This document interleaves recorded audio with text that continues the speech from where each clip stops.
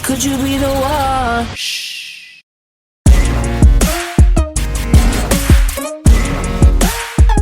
Good, good.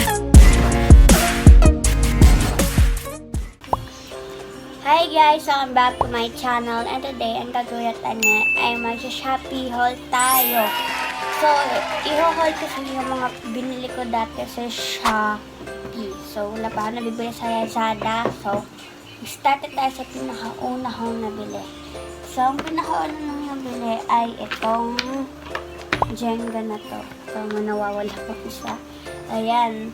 Ayan siya guys. Ano siya? Ilang pieces ba to? 54, ayan. May nawawala lang isa. Di ko alam kung nasaan.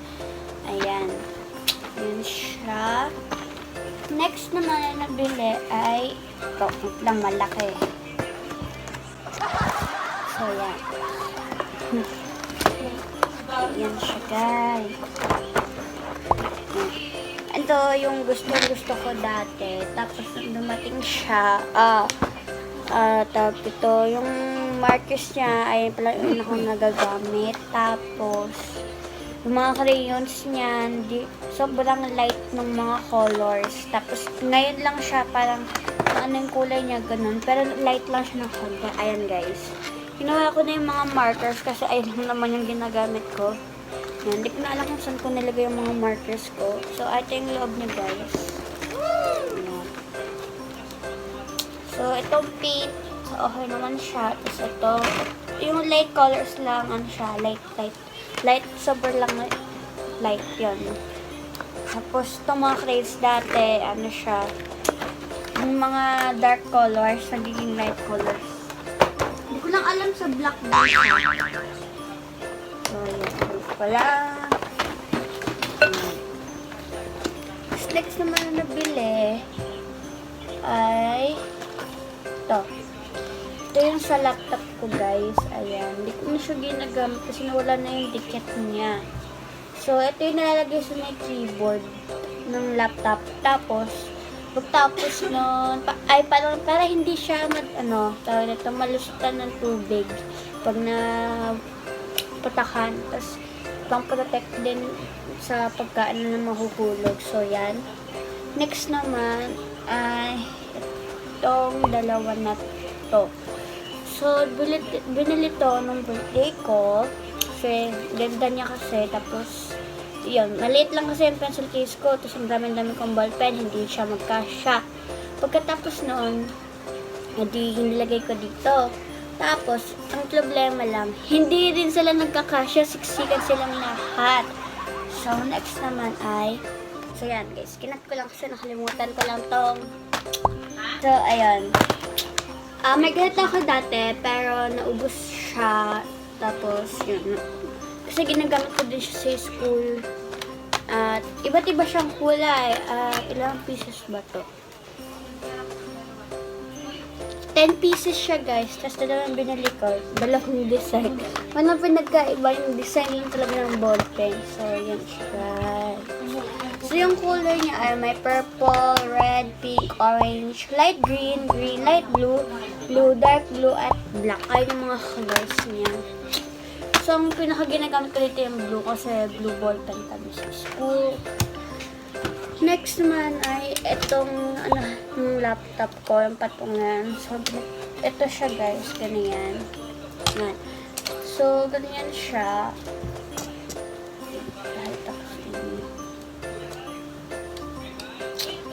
So, ayan yun siya guys. Ayan. So, papatong mo yung laptop mo dito. Bahala ka na lang dito kung anong level yung gusto mo. Yung color pink yung kinuha ko. So, gusto ko sana yung silver, pero wala na ito. Yung pink kasi yung parang magandang kulay sa akin na meron. Kasi pagdating dito, nagbagay isip ko, sabi ko silver na lang, andito na. So, ayun, same naman. Pero nagagamit naman siya pang school, online schooling. So, yun. Last, ito naman sunod, ng Georgian color paint. Ayan.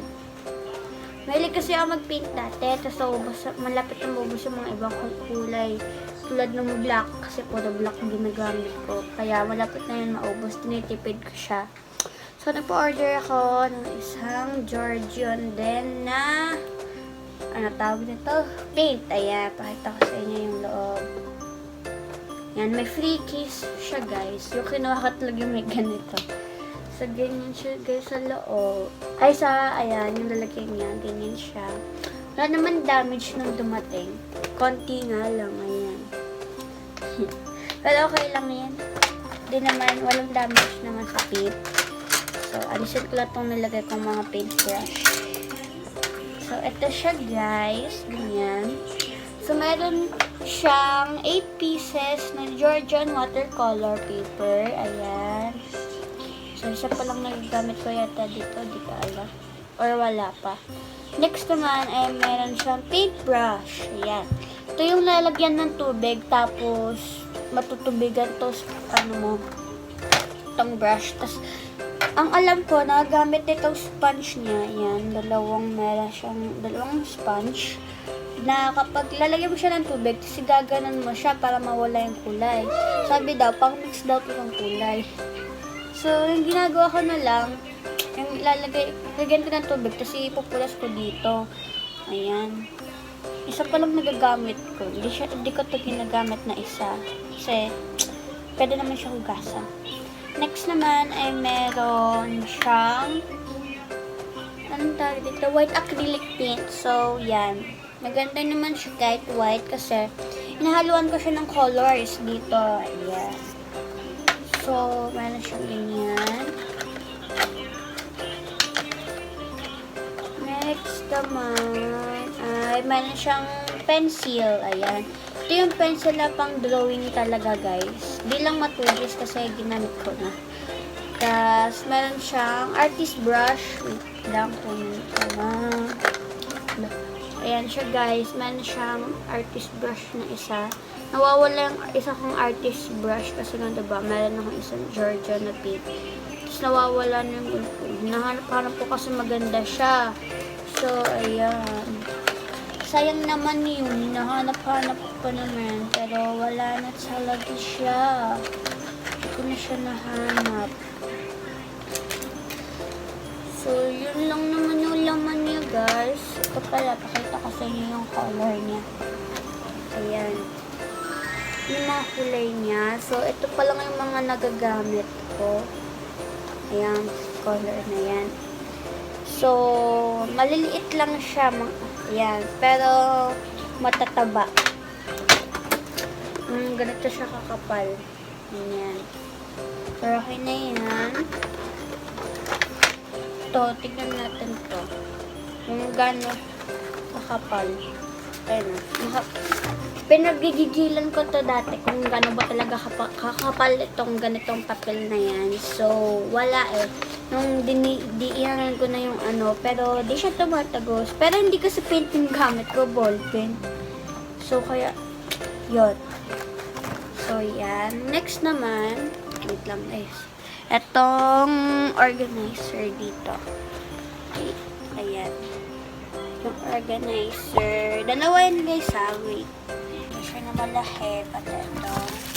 At pagkasama silang dalawa, sabay siyang in-order. Dalawa kasi. Mura lang naman sila. Nakalimutan ko lang ng ano yung presyo. So, dito naman sa maliit, dyan nakalagay yung mga notebooks ko. Dito naman yung mga yung mga ganyan, tapos yung books. Lagyan ko na label kasi para mabilis matikuha. Tapos ito naman next na organizer ng pencil at mga ball pens. Ayan. Diba? Di sila magkasya. Di ko naman ito nalalagay sa may ano ko. Sa may pencil case. Ito lang talaga. Ayan sila. Pati ayan. Tapos ito pang mga ball pens. Ayan. Pati itong mga yan. So yan guys, i-end ko na yung vlog. And if you like this video, please like and subscribe. And then don't forget to click the notification bell so you will be updated if I have a new vlogs. Bye!